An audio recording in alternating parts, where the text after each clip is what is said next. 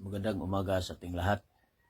Tuesday, December 10, 2024. Ito po ang salita ng ating Panginoong Diyos na pagkain ng ating kaluluwa kuha sa Mateo 18:12 hanggang 14. Ano sa palagay ninyo ang gagawin ng isang taong may 100 tupa kung nawala ang isa sa mga iyon? Hindi ba't iniwan niya ang 99 na nasa bundok upang hanapin ang naligaw?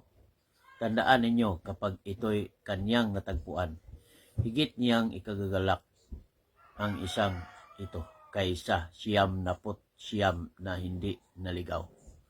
Gayon din naman, hindi ayon sa kalooban ng inyong Ama na nasa langit na mapahamak ang isa sa maliliit na ito. Ito po ang salita ng ating Panginoong Diyos.